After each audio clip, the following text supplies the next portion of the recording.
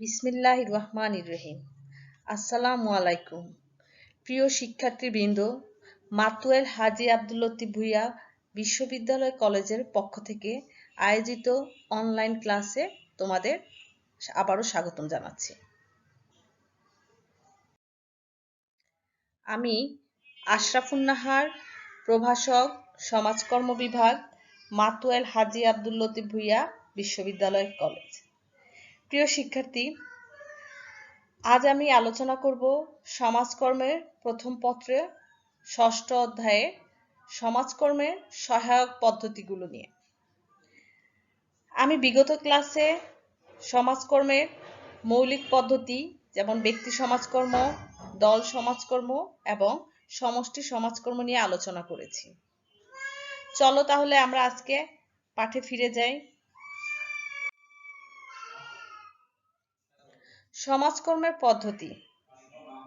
৬ষ্ঠ অধ্যায়ের এই পরিচ্ছেদে আমরা সমাজকর্ম প্রশাসন, সামাজিক কার্যক্রম ও গবেষণা পদ্ধতি নিয়ে আলোচনা করব।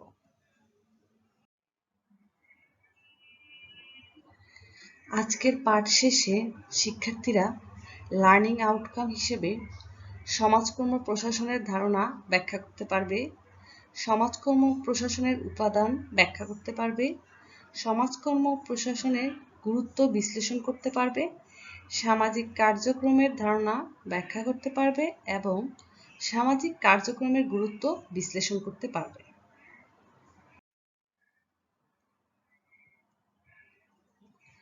সমাজকর্ম প্রশাসন। সমাজকর্ম প্রশাসন সমাজকর্মের অন্যতম একটি গুরুত্বপূর্ণ পদ্ধতি। সমাজকর্মের সামগ্রিক কার্যপ্রক্রিয়া লক্ষ্যে এই পদ্ধতির বিকাশ ঘটেছে, যা সমাজকর্মের মৌলিক পদ্ধতিগুলোর প্রাতিষ্ঠানিক প্রশাসনে গুরুত্বপূর্ণ অবদান রাখে। সমাজকর্ম প্রশাসন কি? আবিধানিক অর্থে প্রশাসন হচ্ছে সে সমস্ত কার্যাবলী যার মাধ্যমে কোনো প্রতিষ্ঠান পরিকল্পনা প্রণয়ন, সংগঠিতকরণ এবং তার সুষ্ঠু পরিচালনার ব্যবস্থা নিশ্চিত করা হয়। ল্যাটিন শব্দ অ্যাডমিনিস্ট্রেটরি থেকে অ্যাডমিনিস্ট্রেশন শব্দের উৎপত্তি, যার অর্থ হল নির্বাহ করা বা সেবা করা। সংক্ষেপে বলা যায়, কোনো প্রতিষ্ঠান সুষ্ঠুভাবে পরিচালনার জন্য যা কিছু করা হয় তার সমষ্টিকেই প্রশাসন বলে। দ্বিপল চৌধুরীর ভাষায় সমাজকর্ম প্রশাসন হলো এমন এক প্রক্রিয়া যেখানে সামাজিক প্রতিষ্ঠানের লক্ষ্য পূরণের মধ্য দিয়ে বিভিন্ন সমাজ কল্যাণমূলক কার্যাবলীর বাস্তবায়নে পেশাগত যোগ্যতার প্রয়োজন হয়। মোট কথা, সমাজ কল্যাণ নীতি ও কর্মসূচি বাস্তবায়নের জন্য যে প্রশাসন ব্যবস্থা গড়ে তোলা হয় বা পরিচালনা করা হয় তাকেই সমাজকর্ম প্রশাসন বলে। সমাজকর্ম প্রশাসনের বৈশিষ্ট্য। সমাজকর্ম প্রশাসন সমাজকর্মের একটি সহায়ক পদ্ধতি। এটি একটি যৌথ কার্যক্রম। এ প্রশাসন ব্যবস্থায় প্রশাসক, কর্মচারী, সেবাগ্রহীতা সকলের অংশগ্রহণের সুযোগ থাকে, সেজন্য একে অংশীদারি প্রশাসন বলে। এটি একটি নমনীয় বা গতিশীল প্রশাসন ব্যবস্থা। সামাজিক নীতিকে সমাজসেবায় রূপান্তরের একটি প্রক্রিয়া বিশেষ। এটি কর্মচারীদের যোগ্যতা ও দক্ষতা অনুসারে দায়িত্ব এবং কর্তব্য সুস্পষ্ট ও সুনির্দিষ্টভাবে উল্লেখ করা থাকে। সমন্বয় সাধন এর অন্যতম বৈশিষ্ট্য।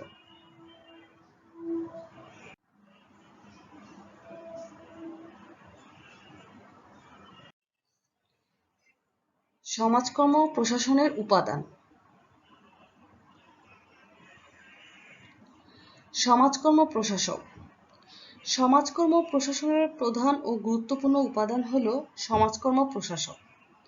অনেক পেশাদার সমাজকর্মের বিশেষ জ্ঞান ও দক্ষতা অর্জনের পর সমাজকর্ম প্রশাসকের দায়িত্ব পালন করে থাকেন। সামাজিক নীতিকে সমাজসেবায় রূপান্তরের ক্ষেত্রে সমাজকর্ম প্রশাসনকে অভিজ্ঞতার প্রয়োগ করে থাকেন। প্রতিষ্ঠান লক্ষ্যমাত্রা। সমাজকর্ম প্রতিষ্ঠান সুনির্দিষ্ট লক্ষ্যমাত্রা থাকা অপরিহার্য। লক্ষ্যমাত্রা ছাড়া প্রতিষ্ঠান আশা করা যায় না। আবার প্রতিষ্ঠানে কর্মসূচি ও প্রকল্পের নির্দিষ্ট লক্ষ্যমাত্রা থাকে, যাকে ঘিরে প্রতিষ্ঠানের যাবতীয় কর্মকাণ্ড আবর্তিত হয়। সুতরাং এটি একটি বিশেষ উপাদান। প্রশাসনিক প্রক্রিয়া। প্রশাসনিক প্রক্রিয়াকে সমাজকর্ম শিক্ষা অনুশীলনের অঙ্গ হিসেবে বিবেচনা করা হয়। এক্ষেত্রে প্রক্রিয়া হিসেবে কার্যকরী সমন্বয় সাধন, তত্ত্বাবধান কৌশল, পরামর্শ ও সহযোগিতা, কর্মীদের আন্তঃসম্পর্ক উল্লেখযোগ্য। কর্মসূচি। সমাজকর্ম প্রশাসন এই কর্মসূচিকে অপরিহার্য উপাদান, যার মাধ্যমে প্রতিষ্ঠান লক্ষ্যমাত্রা ও পরিকল্পনা বাস্তবায়ন করা হয়। কর্মসূচি হচ্ছে অপেক্ষাকৃত স্থায়ী সংগঠন ও কর্মপদ্ধতি যা প্রয়োজন পূরণে ব্যবহার করে। বাজেট। কোনো প্রতিষ্ঠান অর্থাৎ অর্থের উৎস ও যোগান, ব্যয় খাত প্রভৃতি প্রাক্কলনকে বাজেট বলে। বাজেট ছাড়া প্রতিষ্ঠান ও প্রশাসন পরিচালনা করা অসম্ভব। তাই এটি সমাজকর্ম প্রশাসনের অন্যতম আরেকটি গুরুত্বপূর্ণ উপাদান।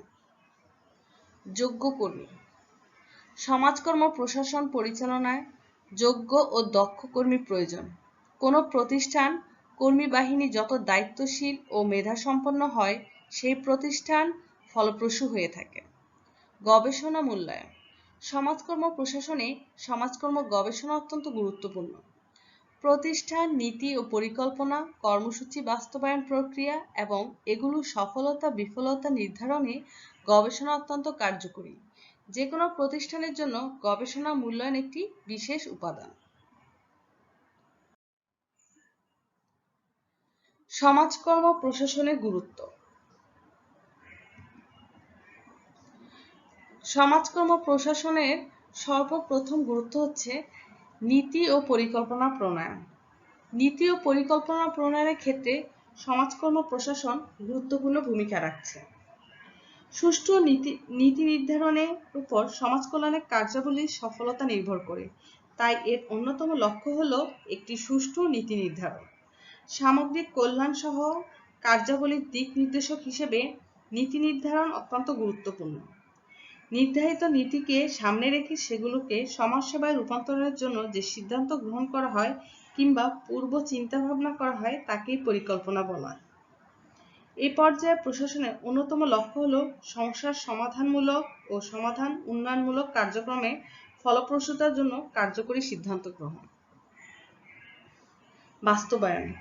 পরিকল্পনা পর্যায়ে গৃহীত সিদ্ধান্তসমূহকে বাস্তবে কার্যকরী করার ব্যবস্থায় বাস্তবায়ন। নীতি ও পরিকল্পনাকে জনসেবায় রূপান্তরের প্রকৃত কাজ শুরু করা হয় বাস্তবায়ন দ্বারা। সমাজকর্ম প্রশাসনের আরেকটি লক্ষ্য হল জনগণের অনুভূত প্রয়োজন, সম্পদ ও সামর্থ্য অনুযায়ী কর্মসূচি গ্রহণ করা। জনগণের অংশগ্রহণের ক্ষেত্রেও সমাজকর্ম প্রশাসন গুরুত্বপূর্ণ ভূমিকা রাখছে। জনগণের অংশগ্রহণ যে কোনো কর্মসূচির সফলতার অন্যতম শর্ত। তাই জনগণকে সংগঠিত ও উদ্বুদ্ধ করে তাদের অংশগ্রহণ সুনিশ্চিত করা হয়। আর একটি লক্ষ্য হলো উপযুক্ত ও যোগ্যতা সম্পন্ন কর্মী নিয়োগ। কারণ যোগ্য কর্মী নির্বাচনের মাধ্যমেই প্রশাসন ব্যবস্থাকে জনকল্যাণকর করে তোলা যায়। বাজেট প্রণয়ন। যে কোনো প্রতিষ্ঠানের জন্যই বাজেট প্রণয়ন অপরিহার্য।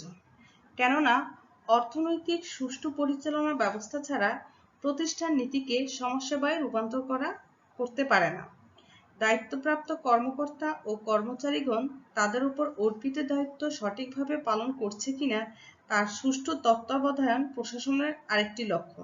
এছাড়া আর্থিক তত্ত্বাবধান ব্যবস্থার দায়িত্ব প্রশাসন পরিচালনা করে থাকে। মূল্যায়ন। সমাজকর্ম প্রশাসনের প্রথম থেকে শুরু করে শেষ পর্যন্ত সম্পাদিত কার্যাবলীর সফলতা ও বিফলতার হিসাব নিকাশই মূল্যায়ন। মূল্যায়নের মতো গুরুত্বপূর্ণ কাজও সমাজকর্ম প্রশাসনের লক্ষ্য। প্রশাসনে নিযুক্ত কর্মকর্তা ও কর্মচারীগণ অনেক সময় ব্যক্তির স্বার্থে কিংবা বাহিরের চাপে প্রশাসনিক কাজ সুষ্ঠুভাবে পালন করে না কিংবা নিজের ইচ্ছে মতোই পরিচালিত করে থাকে। এই অবস্থায় তাদের নিয়ন্ত্রণ করা প্রয়োজন। এদের শাস্তিমূলক ব্যবস্থা গ্রহণ করাও প্রশাসনিক কাজ। আর্থসামাজিক উন্নয়ন। কোনো প্রতিষ্ঠানের সামগ্রিক কার্যাবলী সেই প্রতিষ্ঠানের মূল লক্ষ্য অর্জনে একমাত্র উপায়। অন্যভাবে বলা যায়, সমাজকর্ম প্রশাসন ও প্রশাসনিক ব্যবস্থাকে ফলপ্রসূ করার মাধ্যমেই আর্থসামাজিক উন্নয়ন করে। তাই সমাজকর্ম প্রশাসন অত্যন্ত গুরুত্বপূর্ণ। এ ছিল সমাজকর্ম প্রশাসনের সংজ্ঞা, উপাদান এবং গুরুত্ব। সামাজিক কার্যক্রম। সমাজে বিদ্যমান যেসব রীতিনীতি, কুসংস্কার, প্রথা, পদ্ধতি, আইন সমাজ কল্যাণের লক্ষ্য অর্জন পথে বাধা সৃষ্টি করে সেসবের দূরীকরণ, পরিবর্তন, সংশোধন বা নতুন আইন প্রবর্তনের জন্য সমাজকর্মী পরিকল্পিত ও সংগঠিত উপায়ে যে ব্যাপক গণসচেতনতার সৃষ্টি ও দলীয় প্রচেষ্টা গড়ে তোলেন তাকে সামাজিক কার্যক্রম বলা হয়। ডব্লিউ. ফ্রিডল্যান্ডারের মতে, সামাজিক কার্যক্রম হচ্ছে এমন এক ধরনের প্রচেষ্টা যার দ্বারা সামাজিক আইন বা প্রশাসনকে প্রভাবিত করে ব্যাপক সামাজিক সমস্যার সমাধান ও সামাজিক অগ্রগতি সাধনের চেষ্টা করা হয়। সামাজিক কার্যক্রমের বৈশিষ্ট্য। সামাজিক কার্যক্রম সমাজের অনুন্নত, অবহেলিত ও দুর্দশাগ্রস্ত বিশেষ শ্রেণীর স্বার্থ সংরক্ষণ ও উন্নয়ন প্রত্যাশী। সামাজিক কার্যক্রম সমাজের প্রচলিত ধ্যান ধারণা, রীতিনীতি ও মূল্যবোধের সময় উপযোগী পরিবর্তন সাধনে বিশ্বাসী। এই ব্যবস্থায় সামাজিক শিক্ষা, উদ্বুদ্ধকরণ, অধিকার সচেতনতা সৃষ্টি প্রভৃতির মাধ্যমে সামাজিক পরিবর্তন সাধন করা হয়। বিশেষ বিশেষ ক্ষেত্রে বিরুদ্ধবাদীদের দমনের জন্য কিংবা সরকারকে আইন প্রণয়নে বাধ্য করার জন্য তীব্র সামাজিক আন্দোলনের পথ বেছে নিতে হয়। সামাজিক কার্যক্রম পরিচালনার মূল লক্ষ্য হতে হয় যুক্তিসঙ্গত কুসংস্কার ও কুপ্রথা দূরীকরণ কিংবা কোনো বিশেষ শ্রেণীর স্বার্থ সংশ্লিষ্ট বিশেষ দাবি। যে কোনো পেশাজীবী কিংবা মানবহিতৈষী দল বা প্রতিষ্ঠান দ্বারা এই ব্যবস্থা পরিচালিত হতে পারে। উদাহরণস্বরূপ আমরা বলতে পারি, রাজা রামমোহন রায় কর্তৃক সতীদাহ প্রথা রোধ এবং ঈশ্বরচন্দ্র বিদ্যাসাগর কর্তৃক হিন্দু বিধবা আইন প্রচলন।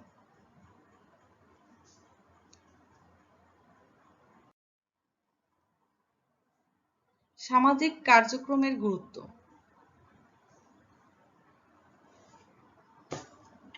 সামাজিক কার্যক্রম সমাজকর্মের একটি অন্যতম সহায়ক পদ্ধতি। এটি মৌলিক পদ্ধতিসমূহ যেমন ব্যক্তি সমাজকর্ম, দল সমাজকর্ম এবং সমষ্টি সংগঠন ও উন্নয়ন পদ্ধতিতে সফল বাস্তবায়নে যেমনি সহায়ক, তেমনি একটি একক পদ্ধতি হিসেবেও এর প্রয়োজনীয়তা ও গুরুত্ব অপরিসীম। সামাজিক কার্যক্রমের গুরুত্বসমূহের মধ্যে সর্বপ্রথম গুরুত্ব বলা যেতে পারে জনমত সৃষ্টি। জাতীয় সমস্যাবলীর উপর কল্যাণকামী, যুক্তিভিত্তিক, সুস্পষ্ট, সৎ ও উদ্দেশ্য প্রণোদিত জনসাধারণের প্রভাবশালী অংশের সচেতন মতকে জনমত বলে অবহিত করা হয়। জাতি, ধর্ম, বর্ণ নির্বিশেষে সচেতন যুক্তিভিত্তিক প্রভাবশালী মত একত্রিত হয়ে জনমতে রূপান্তরিত হয়। সমাজে প্রচলিত কোনো দুর্নীতি, সমস্যা ও মানবতা বিরোধী ব্যবস্থার উচ্ছেদ সাধনে জনমতের গুরুত্ব অপরিসীম।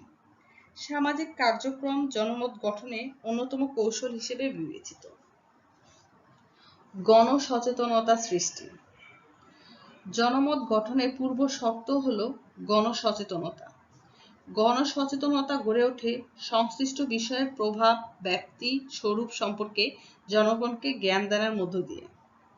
সামাজিক কার্যক্রমের অন্যতম লক্ষ্য হল বিভিন্ন সমস্যা ও অনাচার সমাজ থেকে দূরীভূত করে কল্যাণময় সমাজ গঠন করা। এই লক্ষ্যে সমাজের জনগণকে প্রয়োজনীয় জ্ঞান দান ও সচেতন করে তোলা অপরিহার্য।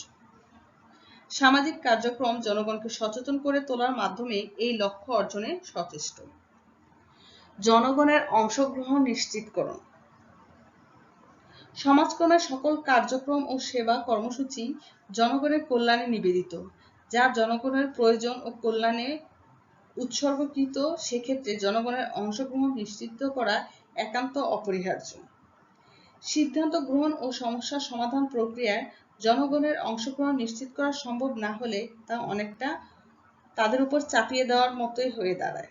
ফলে কর্মসূচি বাস্তবায়নে তাদের সহযোগিতা পাওয়া সম্ভব হয় না।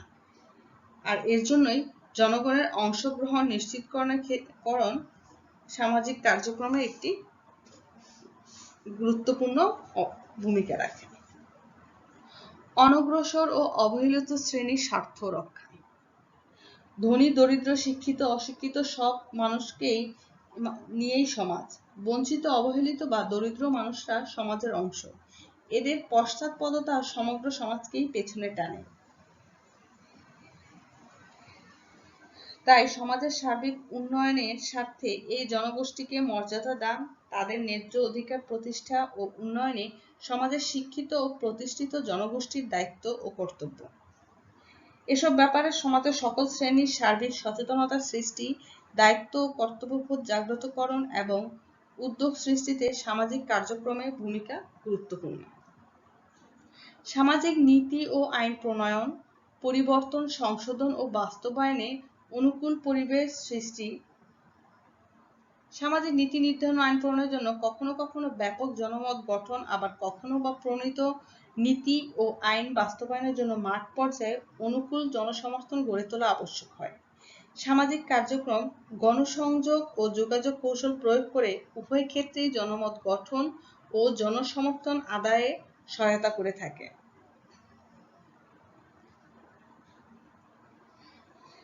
সামাজিক অনাচার, অজ্ঞতা, কুসংস্কার, কুপ্রথা দূরীকরণ। সমাজে বিরাজমান অজ্ঞতা, কুসংস্কার প্রভৃতি সমাজকে পশ্চাৎমুখী করে রাখে। বিভিন্ন কুপ্রথা অগ্রগতির প্রতিবন্ধক হয়ে দাঁড়ায়। অনাচার সমাজকে কলুষিত করে তোলে। এগুলি সমাজের সমস্যার কারণও বটে। আইনের সাহায্যে এসবের শতভাগ মোকাবেলা করা সম্ভব হয় না, প্রয়োজন হয় সামাজিক কার্যক্রমের সহায়তা। ক্ষতিকর ও অবাঞ্ছিত সকল সামাজিক অবস্থা মোকাবেলায় সামাজিক কার্যক্রম গুরুত্বপূর্ণ ভূমিকা পালন করে। অনুন্নত স্থবির সমাজে গতিশীলতা সৃষ্টির ক্ষেত্রেও সামাজিক কার্যক্রম গুরুত্বপূর্ণ ভূমিকা রাখে। অনুন্নত সমাজের উন্নয়নের পূর্ব শর্তই হল নিজেদের সমস্যা, সম্পদ ও সামর্থ্য সম্পর্কে জনগণকে সচেতন এবং উন্নয়নমূলক কাজে অংশগ্রহণে সক্রিয় করে তোলা। বস্তুত অনুন্নত স্থবির সমাজের উন্নয়নকল্পে গতিশীলতা সৃষ্টিকরণে সামাজিক কার্যক্রমের বিকল্প নেই। বাঞ্ছিত পরিবর্তন আনয়ন। সামাজিক পরিবর্তন বলতে কালের গতিতে সমাজের রীতিনীতি, আচার অনুষ্ঠান, প্রতিষ্ঠান প্রভৃতিতে যে পরিবর্তন সাধিত হয়, অর্থাৎ এদের উত্থান পতনকে বোঝায়। সামাজিক পরিবর্তন কেবল অবিমিশ্র আশীর্বাদ নয়, কিন্তু সমাজের কার্যক্রমের লক্ষ্য পরিকল্পিত উপায়ে সমাজে বাঞ্ছিত ও কল্যাণময় পরিবর্তন আনয়ন। এক্ষেত্রে সামাজিক কার্যক্রম দ্বৈত ভূমিকা পালন করে থাকে। অর্থাৎ একদিকে পরিবর্তনকে শিক্ষা, প্রচার প্রচারণা ও চাপ প্রয়োগের মাধ্যমে বাধা দেয়, পক্ষান্তরে বাঞ্ছিত পরিবর্তন আনয়নে সুযোগ সৃষ্টি করে। সমস্যা সামঞ্জস্য বিধান ও সহযোগিতা বৃদ্ধিকরণ। সামাজিক পরিবর্তনের ফলে যে পরিস্থিতি ও পরিবেশ সৃষ্টি হয়, তার সাথে সামঞ্জস্য বিধানের সহায়তা করাও সামাজিক কার্যক্রমের অন্যতম লক্ষ্য। তাছাড়া সমাজের সার্বিক কল্যাণের স্বার্থে ব্যক্তি, দল, বিভিন্ন প্রতিষ্ঠান ও সংস্থার মধ্যে সহযোগিতা ও সম্প্রীতি বজায় রাখা অপরিহার্য। সমাজকর্মীরা সমাজের বৃহত্তর কল্যাণে এ ধরনের সহযোগিতা ও সম্প্রীতির পরিবেশ সৃষ্টিতে সচেষ্ট থাকেন, যা সামাজিক কার্যক্রমের একটি অন্যতম কৌশল হিসেবে বিবেচিত।